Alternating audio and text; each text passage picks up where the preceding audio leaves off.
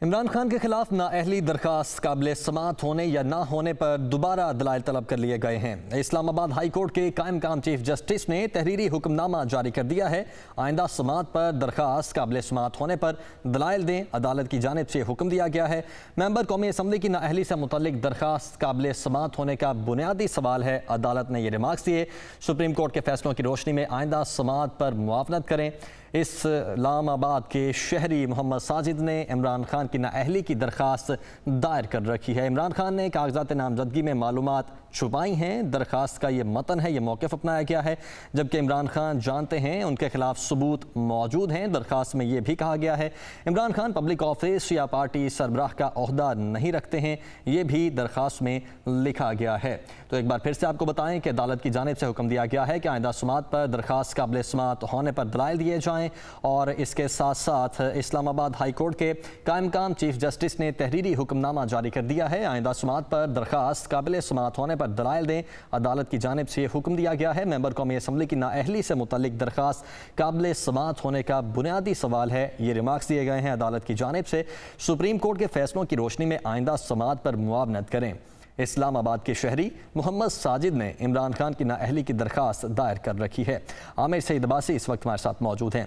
आमिर, बताइएगा क्या आर्गूमेंट्स दी गई और अदालत के क्या रिमार्क्स है?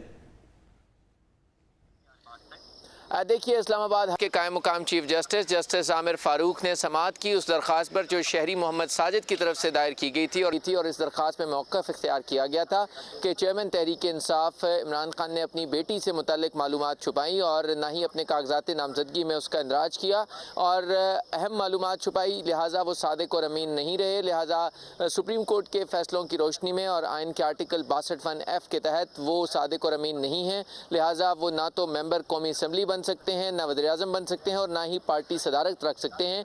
लिहाजा उन्हें नाअहल करार दे दिया जाए। इस मामले पर इस्लामाबाद हाई कोर्ट ने मेंटेनेबिलिटी के ऊपर जो है वो मुख्तसर फैसला सुनाया है और ये कहा है कि अभी इस स्टेज के ऊपर इस दरख्वास्त को काबिल समाअत करार नहीं दिया जा सकता। लिहाजा इसके काबिल समाअत होने पर दोबारा वकील दलाइल दें और फिर उसके बाद अदालत फैसला करेगी। लिहाजा इस्लामाबाद हाई कोर्ट ने अब इसके ऊपर मज़ीद दलाइल तलब कर लिए हैं। इससे पहले मुख्तसर समाअत हुई थी जिसमें वकील की तरफ से जो दलाइल दिए गए थे उस पर इस्लामाबाद हाई कोर्ट ने फैसला महफूज किया था।